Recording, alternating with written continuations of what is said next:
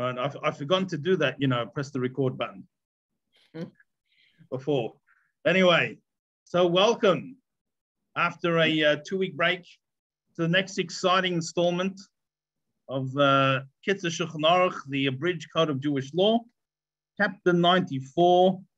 We're up to number 15, Tesvav. Okay, so we've been speaking about making an Eruv. So till now, we've been speaking about where everyone is Jewish. Now, living in the courtyard of various things.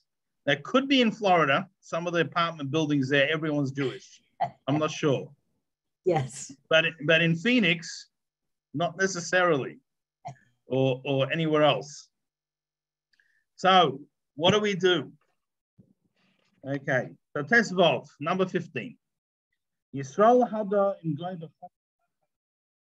if there's one Jew, so at the moment we're speaking about one Jew, and he lives with one non-Jew in some type of shared common area.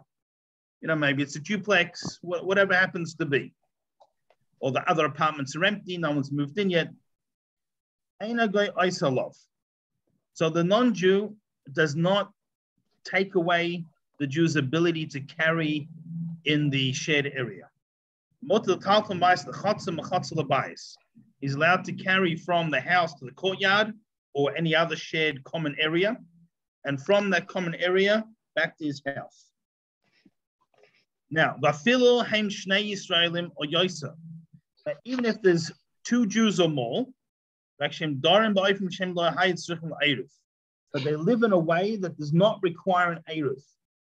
So maybe it's a family of 5 or 6 Jews and they all live in the same household, or they're sharing the same kitchen, whatever happens to be. They don't require an Eruv yet. So also, there's no problems.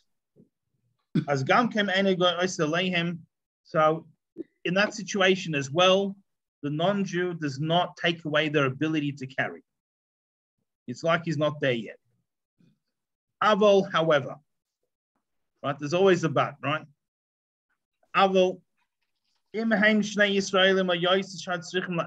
once you have 2 Jews or more, and they need to make an Eruv, right? Because they're in separate houses, in this common property, in the apartment building or townhouse or gated complex, whatever it happens to be.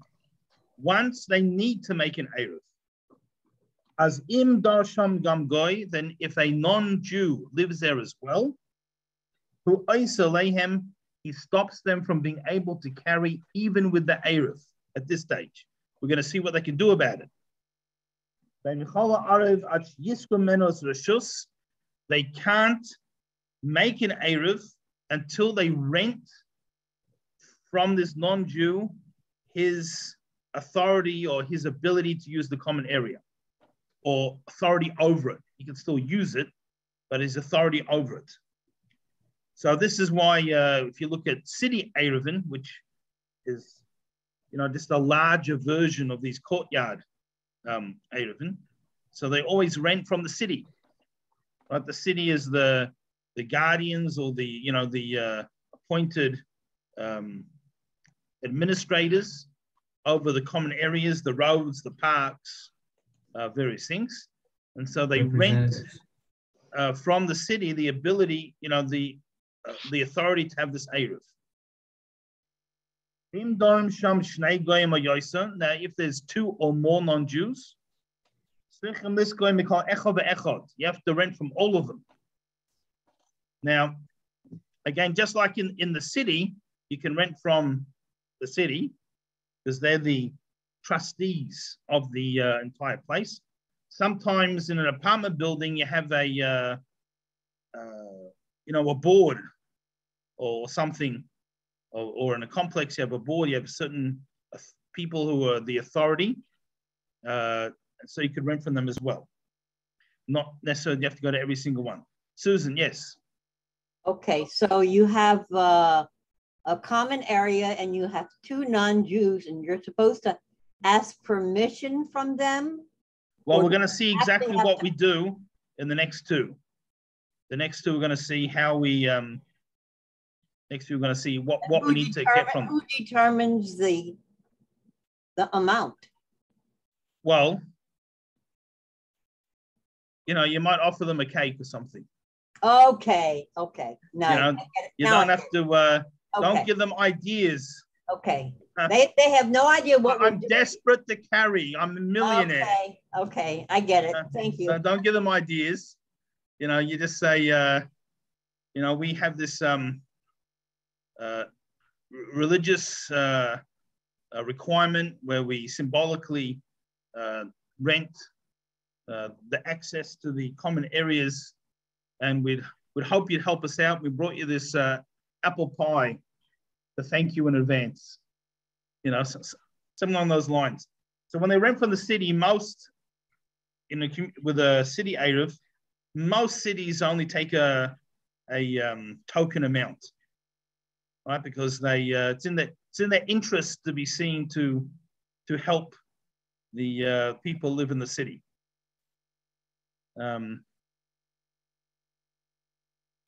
how it works. But in concept, in other words, we need to have, they're not going to join in the Erev with us. They're not part of the Erev, but we need to have everyone's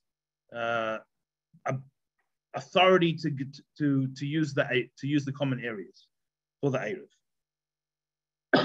So we'll get it. Yeah. The two non-Jews can move freely in and out.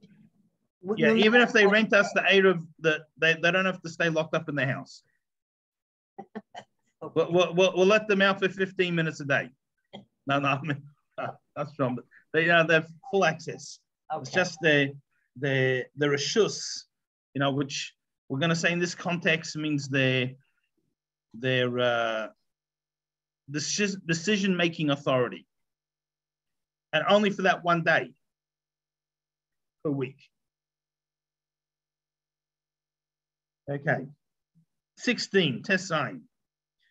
So over the next probably 3, 4, actually the next few, we'll get a clearer picture. Now, even if this non-Jew lives in another courtyard, if you recall, we had a situation where they had one courtyard inside another courtyard, and the only access to the street was through the first courtyard. So if we have the same situation, so there's non-Jews living in a different courtyard, but it needs to go through our courtyard to get to the street.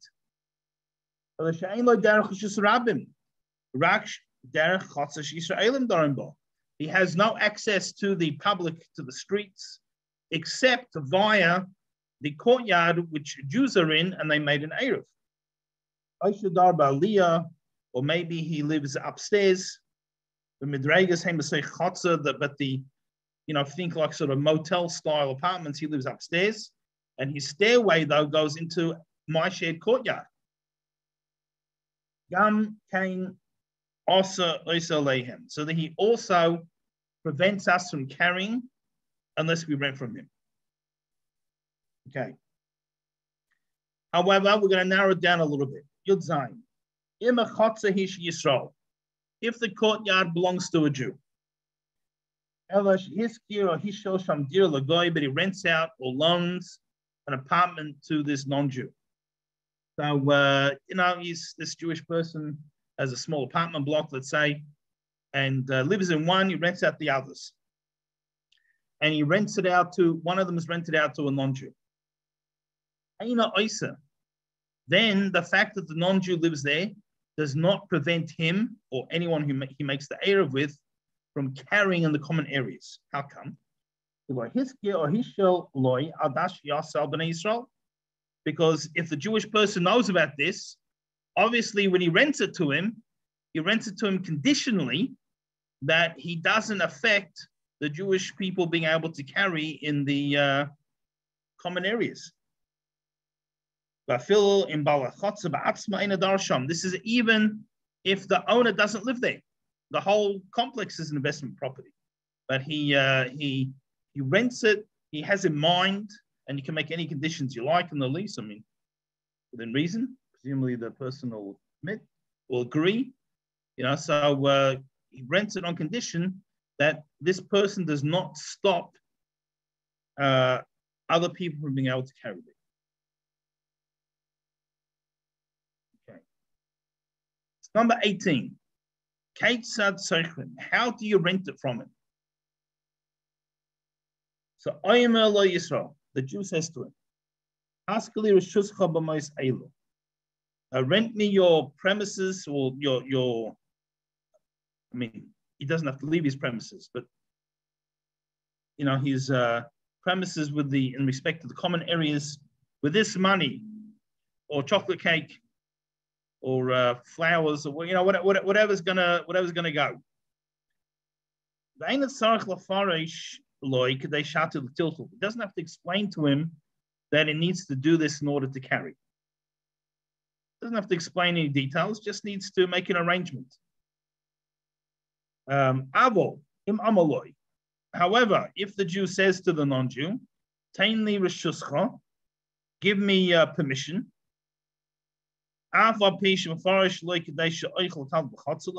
even though he explains that it's just intended to carry, it's not valid. It doesn't help.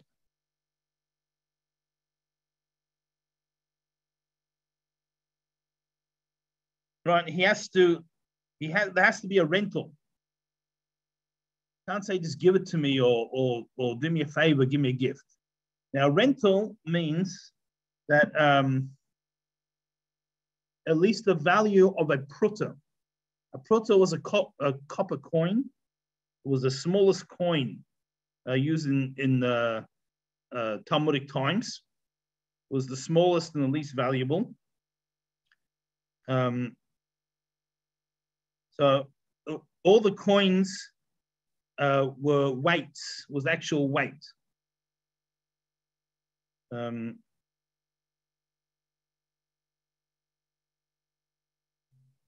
So a pruta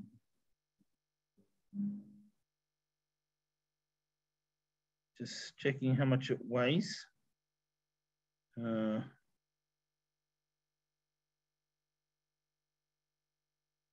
So pruta, it's not going to be very much.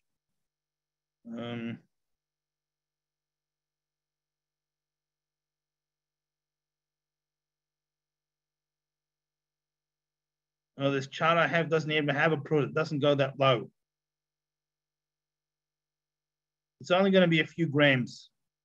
I'm going to say roughly, I wouldn't imagine it's going to be the value of more than 15, 20 cents. Although copper actually is quite expensive nowadays, right? You have all these people ripping up people's phone lines, right, to sell the copper, God forbid. So maybe it's a bit more nowadays, but it's a small weight in copper. So you can't just ask him for it.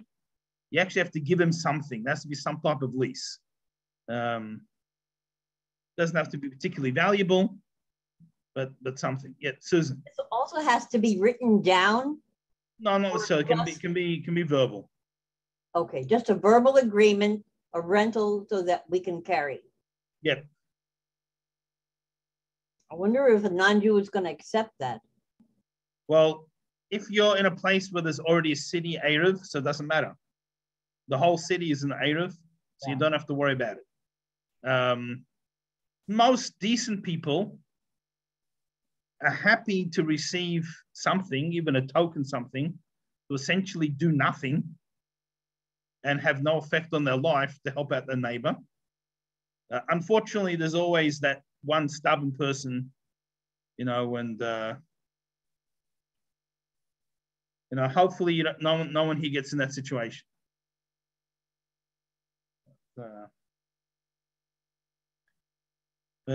Yeah. One more question. The Erev can be just a string. So we're not talking about the structure now. We're presuming everything's fenced in. Now, how we fence in? It's already done and it's already made. Yeah. So the structure's there. At the end of the chapter, we'll have a discussion about the structure. Okay. All right. So now we're talking about not so much the structure, but our combining to make a shared, household, so to speak. Okay, number 19. You can rent from his wife if she's the primary owner, then you rent her. But I'm saying even if he's the primary person, and you can even rent from his servant. Knows anyone has any authority. So if he's not the friendliest fellow, but his butler is, because I'm sure everyone's neighbors have a butler. But whatever happens to be, you can rent from anyone in the household, any adult anyway. Okay, number 20. Sachas Rishus Stam. So you rent it without any specifications. You didn't say I'm renting it for a year or for 50 years. It might be the best thing, I'll give you this apple pie on condition that you rent me my ability to access for 100 years, right? So that would go down well. But you didn't mention any time. You just agreed to it. Then then it helps forever as long as he lives there and as long as he doesn't retract. So if there's no time limit, as long as he lives there and as long as he doesn't retract, it goes forever. However, if this non-Jew moves out and another non-Jew moves in instead, then you have to rent all over again from the second guy. But if you rented it for a period, let's say we're having this arrangement for 1 year, then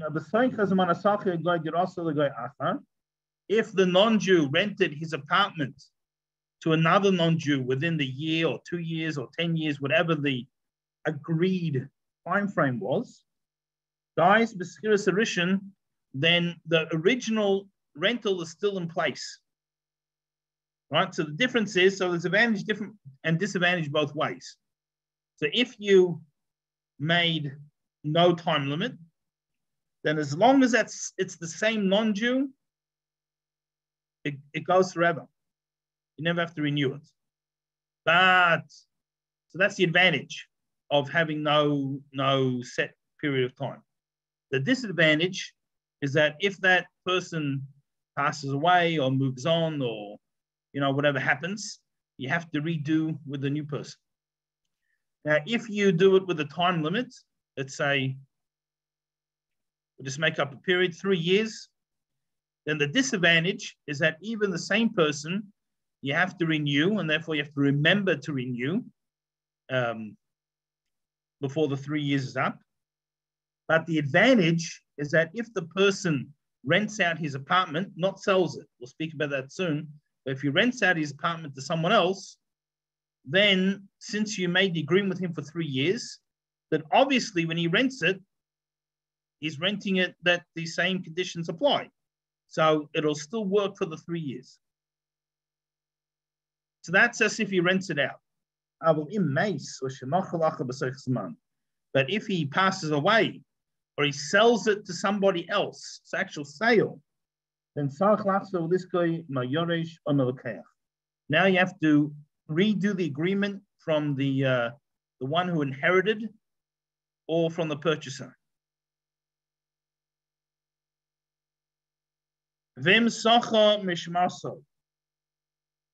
Now, if you rented it from his servant, right, the guy wasn't very friendly, but he had some household help, and he was a nice guy, and you rent from him.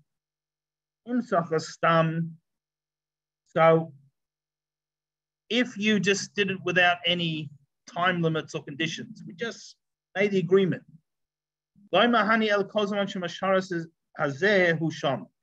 It only works as long as the servant is there. Meaning, if he leaves the job after 3 months, the agreement's gone. So if he's the representative of the household, it only works as long as he's there. However, if you rent it from him, let's say for a year, let's say 3 years, then even if he leaves within the 3 years, the rental stays in place. The rental agreement is good until the time's actually up. So if you rent it, and again, we have advantage, disadvantage. If you rent it without any time frame, then you don't have to renew it as long as he's there. That's the advantage. If he's there for 20 years, it's no problem. The disadvantage is that if he leaves, it's gone because the agreement was him. If the agreement with the servant is for a time period, so the disadvantage, again, we'll just use 3 years as an example. The disadvantage is that you have to renew it again after 3 years, even if he's still there.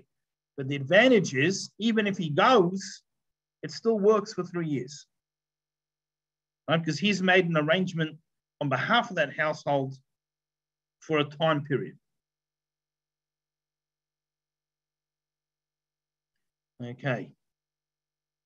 Number 21. Now, any time that the rental agreement expires, with this guy, and you have to redo it. So let's say you made the rental agreement for, we'll keep using 3 years as example. The 3 years is up. So you need to renew the lease, so to speak. You have to make a new Erev. And again, we don't mean the new structure, we mean the new bread or food, whatever they put aside. That's if you're not making every year anyway.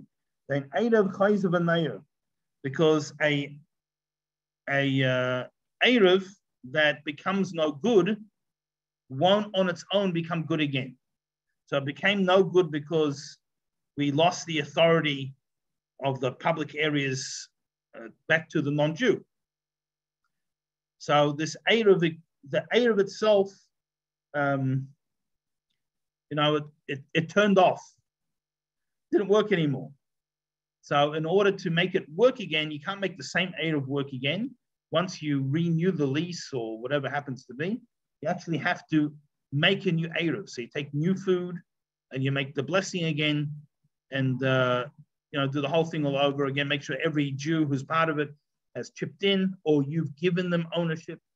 Everything that we said until now to make the Erev from scratch, you need to do again. Right? So Erev can't turn off and then turn on. It has to be on the whole time. Perhaps on and off is not really technically the correct term, but you get the idea. Susan, yes. All right. So the best thing to do would be to have no time limit. Yeah. And there's advantages, disadvantages both ways. Well, so, the thing is, if the person that you made the agreement with, if you give them a loaf of fresh challah every week, they're not gonna.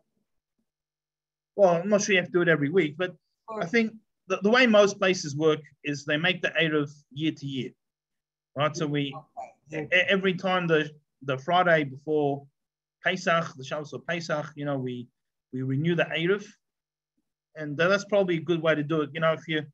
Otherwise you forget about it, or if you just make it that you never have to renew it, then maybe other Jews move in or looking after the Erev, and then they don't know that it was with this person, and he passes on and moves out. It could be a very big, complicated thing if you don't pay attention, do it at the same time every year. Yeah, so it's probably the easiest. Similar concept, but totally different halacha. We know that any utensil that we use for food preparation, if it was made by a non-Jew, we need to immerse it in the mikveh before we use it. Right, so some electrical appliances, let's say like toasters or hot water urns, it becomes a little problematic because if you immerse it in the mikveh and then you don't let it dry out enough, dry out all the way, then when you plug it in, it's a little too exciting. Let me ask you, does the Chabad accept the OU, what they say about what is kosher and what is not kosher? Or shouldn't I ask that question? Maybe I think. But first of all, you never ask those questions on a recording. Okay, sorry. No, I'm joking with that. No, I'm sorry. Second of all, I think it's going to depend what the product is, and I'm not sure you can say as a standard statement about every member of Chabad and various things. I think it's depending on the rabbi, then.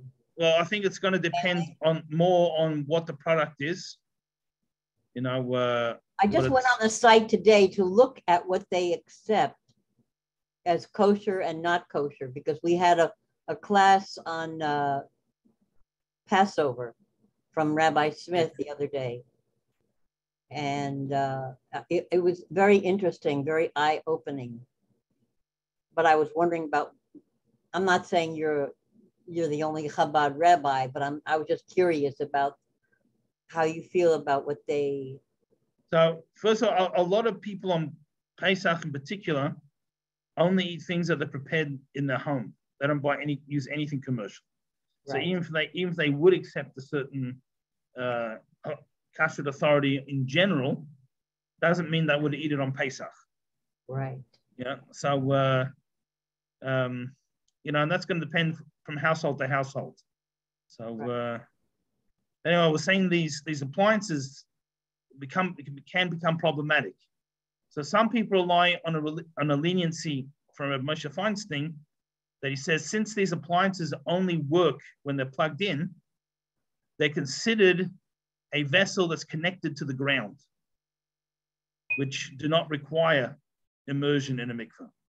So a lot of people don't immerse it at all. But what many people do, and this is sort of what we're coming to, is you only have to immerse it if it belongs to a Jew. If it belongs to a non-Jew and you're borrowing it, you don't have to immerse it. So a lot of people buy a toaster or whatever, and then they give it to a non-Jew as a gift, who then lends it back to them. So at a certain yeshiva where I worked, there was a non-Jew who worked in the financial office, and he must have owned, about 56 toasters, another 100 waffle makers, and urns and various things. And unfortunately, he passed away. So it meant that, that's not why I'm smiling, because he was a nice guy. He lived, it was at advanced age. Anyway, passed away. But everyone had to get permission from his son. Well, first they had to even find if he even had any, who inherit, they did, and track them down to be able to, otherwise they would be stealing using all these appliances. So he must have owned literally over 200 appliances. Everyone bought their thing and they gave it to him and he lent it back to them. That was, that's what happened. So, this is, I just mentioned this to be a similar situation, with make the air of the person, if he, but anyway, yes. Yeah. Can I ask you a question? Please. Where do you get the permission from city for a use of Eruv? So in a city Eruv, they speak to whoever. I know, let's say in the Phoenix Eruv, the mayor signs a letter. It's got the signature on. I'm sure it's actually the mayor or it's a public servant, who's in charge. But, they go to the city, they explain. Well, first of all, you pretty much need permission from the city for some of the structures as well. So the whole thing, they're working with the city. And then they pay some type of fee. It's usually not that much. It's quite nominal, but some cities are greedy. So there's a few places that have to pay a bit more. and they sign a letter saying that they've I can't think of the exact wording now. It's not a specific form. It's just that city hall. They just someone should know. Yeah, it's just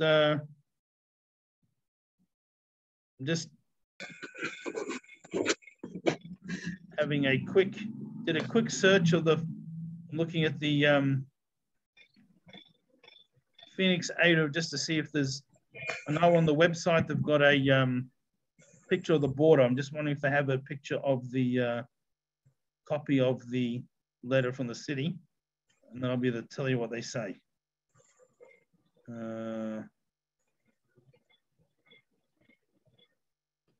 No.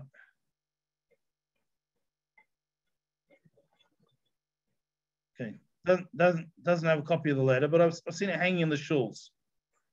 There's so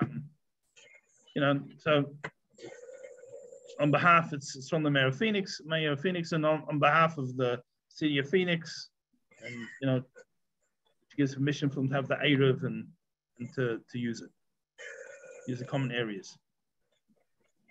Thank you. Okay. All right. So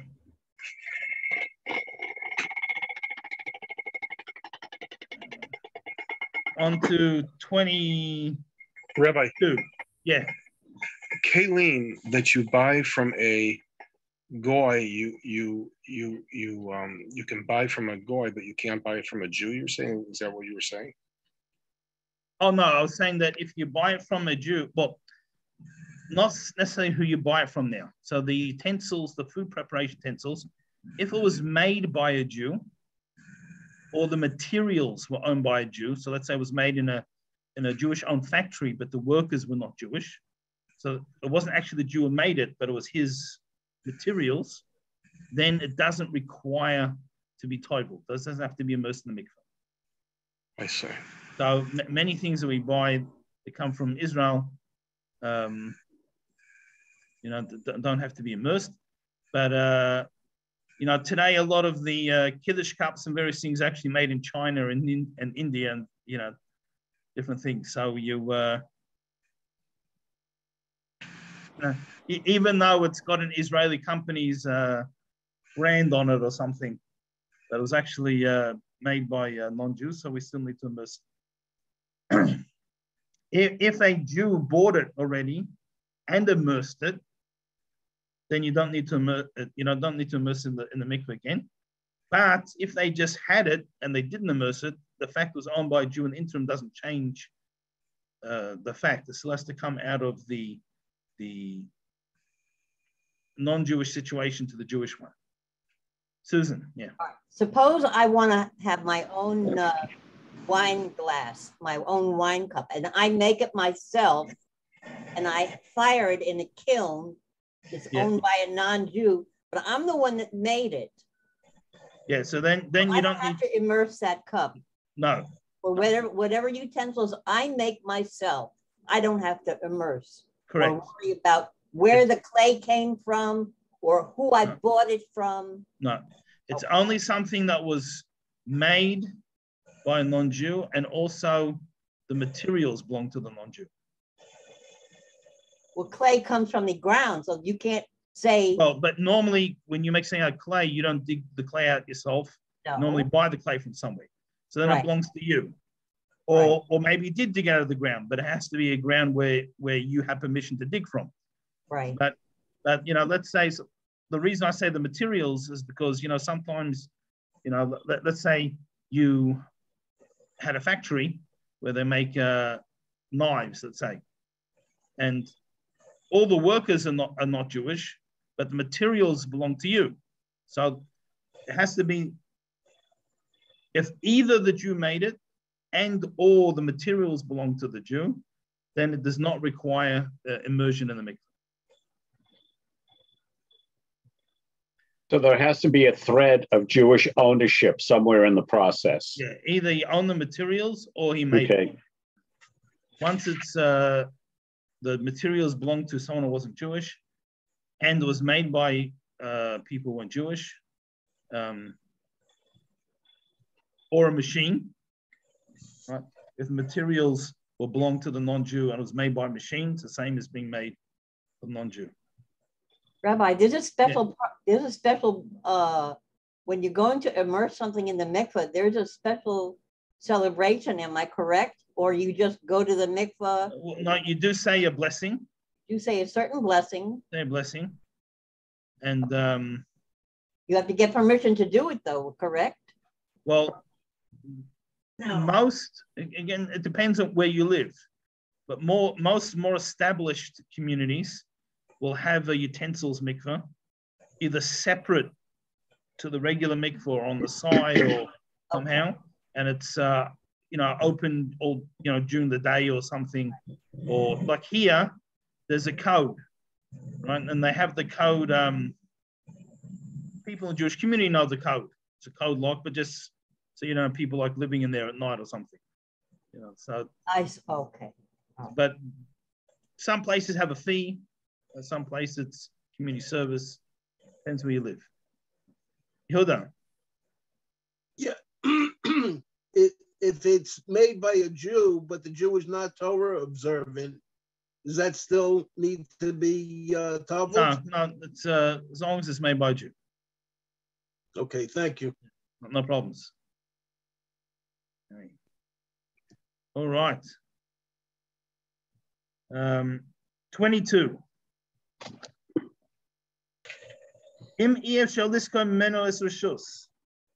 It's impossible to rent the premises from the non-Jew, right? Either because you can't find him, but let's keep it simple. He just says no. Not a nice guy. What are you going to do? So now what happens? The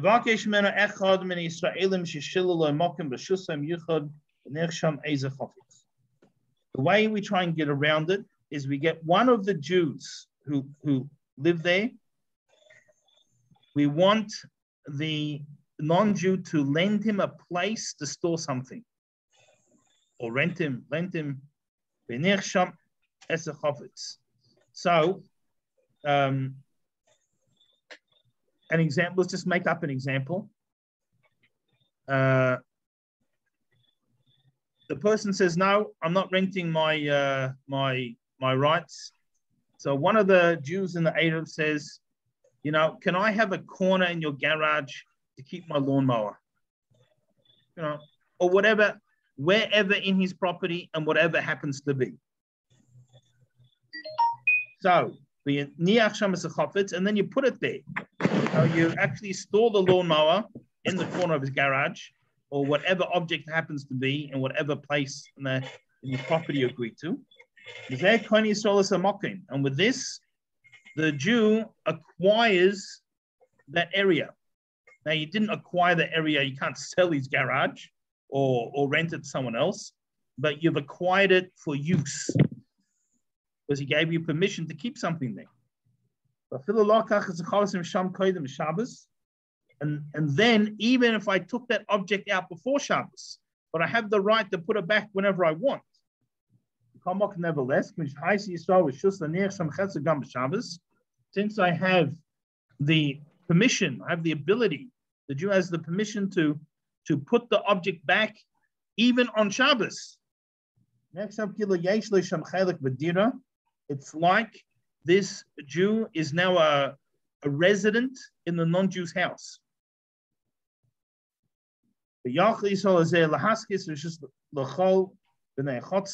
And now this Jewish person can do the rental agreement on behalf of the non-Jew, even though he doesn't know about it. Right, so that's one way around it. 23. Now, Yisrael Mumma. You got we're going to have two types of a Jewish person here. So the first one, I'm going to explain the second one first. Right? Normally we try and do the first thing first and the second one second, but the second one requires a little more explanation. Now, nowadays, if someone doesn't keep Shabbos properly, it's not usually on principle. It's either because they don't know, or at least they don't know the significance. They weren't raised keeping Shabbos, so they don't have a appreciation of what it really means. There's very few people who deliberately break Shabbos in order to rebel against God. Now, there might be some people who do that, but I would say 99% of people who don't keep Shabbos, I've had several times walking home from Shul on Shabbos, and there's a honk of a horn from a car, and people, good Shabbos, Rabbi, as they're driving past, giving a wave. Now, obviously, they're not breaking Shabbos on purpose. If they understood what Shabbos was, they wouldn't do that. They'd be embarrassed. But they don't have an understanding of the true concept of Shabbos. So what we're going to say doesn't apply to people like that. However, in the past, someone who did not keep Shabbos was considered a non-Jew in many halachic areas. And I'll explain why. Why would you keep Shabbos to start with? Why would a person keep Shabbos? If a person keeps Shabbos, there's really only one reason. Because you understand there's a creator. Hashem made the world in 6 days. On the 7th day, Hashem ceased creating. And in recognition of that, Hashem commanded us that we can do creative type activities for 6 days. And the 7th day we cease. In other words, by keeping Shabbos, we are testifying that there is a God who created everything.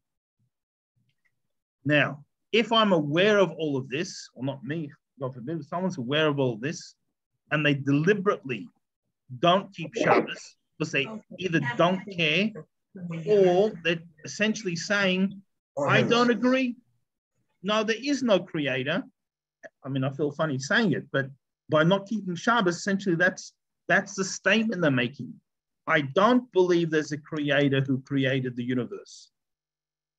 And therefore, someone who would publicly, again, what they do in privacy of their own home when no one knows, it's no one's business. But if they publicly would desecrate Shabbos, it meant they were deliberately saying, there is no God. I don't believe in God. God didn't create the world. Now, like I said, I would imagine 99% of the people who don't keep Shabbos today properly in the world, that's not them. They're not doing it to rebel against God and try and make a public statement there's no God. It's because they don't know, or they didn't have the education, they weren't brought up that way, that's how to get out of habits. So we're not speaking about most people today, but we're speaking about in a society where Jews were raised properly and had all the information and were lived in a community and the proper Jewish education and everything. And, and something didn't, they're not suffering from trauma, it's everything's fine. And they just said, I'm not keeping Shabbos. I want to publicly protest that there's a God. So that person is considered like a non-Jew in many aspects. So we can't count him in a minyan. The person can't get called up. There's other halachas as well.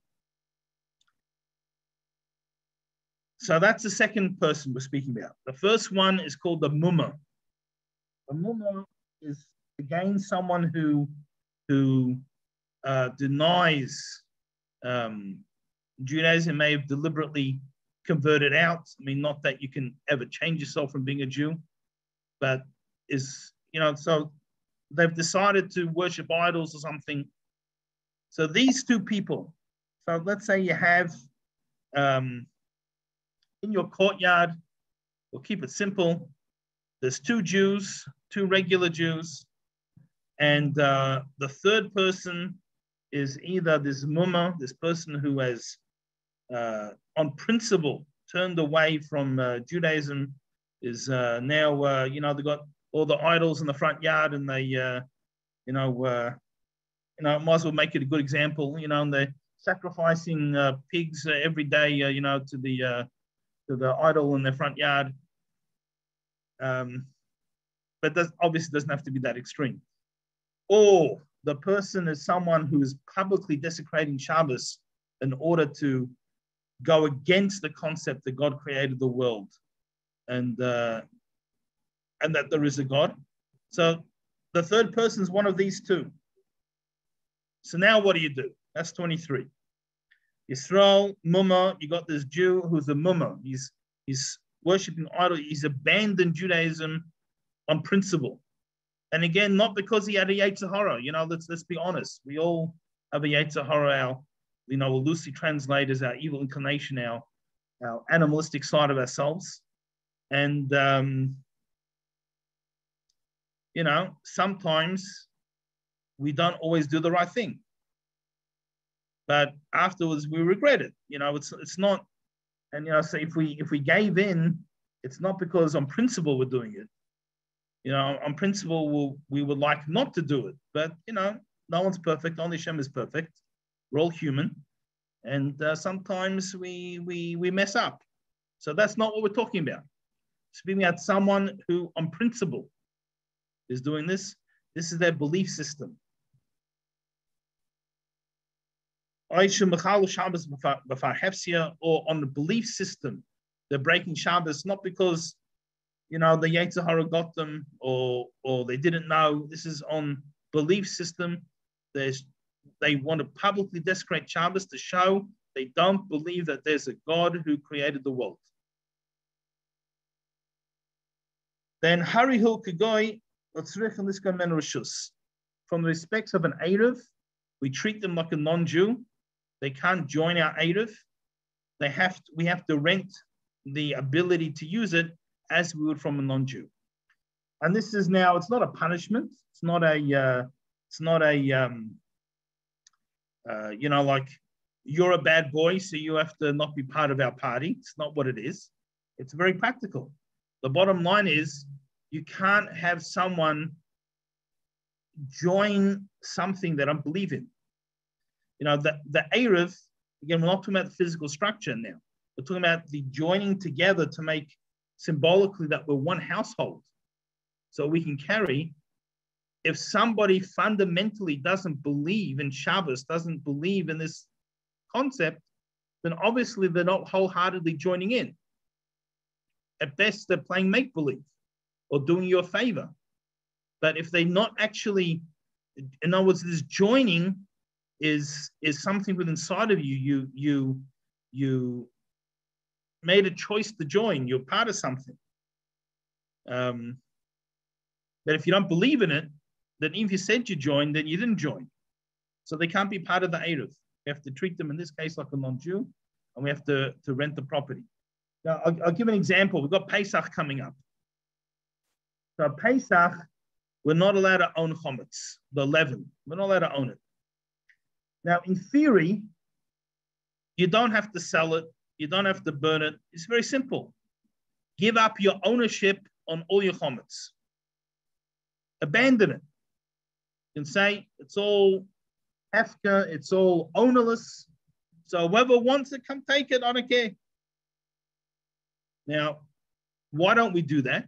Because the fact is, many of us have thousands of dollars of chametz in our house between alcohol, cosmetics, foods, our cooking utensils, which have chametz absorbed in it. We have thousands of dollars. And we can't, we might say the words are making it ownerless, but we don't really mean it. Because no one's just going to give away thousands of dollars of stuff, and if someone really came to try and take it all, you say, hey, buddy, don't take my, someone has, I don't have this, but some people have a bar, and there's just in the bar, there's thousands of dollars of different bottles of stuff. So all of a sudden, someone starts helping themselves to all the bottles. Whoa, that's mine. But you said it was ownerless, right? So giving up ownership of something, it's not the words you say, you have to resolve within yourself that it actually is that. And because most people can't do that, you can't actually give up everything you own totally. That's why we sell the chametz and we search for the chametz and we burn. We do all the other things that we do. So we sell the things we want to keep. We don't give up ownership. We only give up ownership on things we don't know about. In case there's some crumb somewhere that we missed, we're not sure. So we make a declaration to give up all chametz we don't know about or chametz that we didn't sell and different things. Because it has to be true from within yourself that you're giving the ownership. So the same would apply here. Someone who doesn't fundamentally is against Shabbos, fundamentally says there's no creator, that person can't honestly resolve within themselves to be part of this Erev to keep Shabbos. So therefore they can't be part of it. Okay. 24.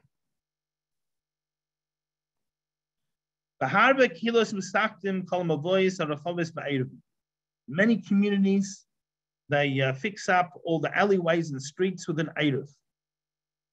Right, what they used to do, and now we're going to speak about the structure. So the way they would do it is we're going to say in the brackets, the Haina B'tsuras HaPesach Udon. They create a Tsuras HaPesach, which means the form of a door frame. Right, so in a wall, so everything has to be fenced in. The Erev has to be enclosed by a fence. Now, let's just take an old-fashioned walled city. And in the old days, cities had walls around them for protection. Even in the most fortified cities, you still had doorways because you need to get in and out. So a doorway is part of the wall.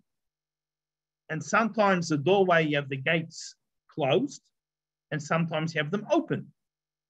But even if you have an open doorway, you still say the place is fenced in. It's still enclosed totally by fence. And many large structures might have several doorways, from different directions, many ancient cities had an east gate and a west gate, and various things. And you could have multiple gates to get into the city. So when it comes to an Erev, we are allowed to make multiple doorways. As a matter of fact, in theory, we could create the entire Erev from doorways. So a doorway has to have the structure look like a doorway. It has to have two side posts and a cross, like a lintel, cross post. So let's just keep it simple. Let's say we have a townhouse block, let's just say, and a few of us living, it's each of our boxes here on the screen is our townhouse, and the black square around it is the property border, but there's no fence. We haven't yet put up a fence around our border. So we could make doorway structures going all the way around. So let's say we would use, stakes, for, not to eat, but the stakes, for plants.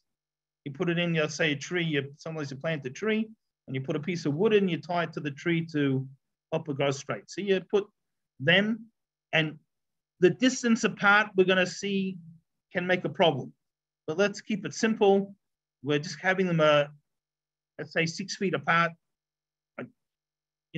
Could be more, and we put a little nail on top of each one. And from the nail, we run fishing wire to be the top post. So we wrap it around the nail, goes to the next nail on the next post. We wrap it around, goes to the next post. And with that, we enclose this entire black area around our screens, around our townhouses. And so the entire structure is doorways. So we can make an Erev like that. And there are some opinions that you can't have the whole thing doorways. There is a difference of opinion. Sometimes can the doorways, is there a maximum width, or can there be any width? So in other words, could you run one of these doorways over a major highway? It's going to be, 50 feet wide, I don't know, whatever happens to be. These are the areas where it gets iffy. But if we just spoke, you know, our own property, and we can put them reasonably close together, it's not such a huge width, and we make one after the other, then we can do that.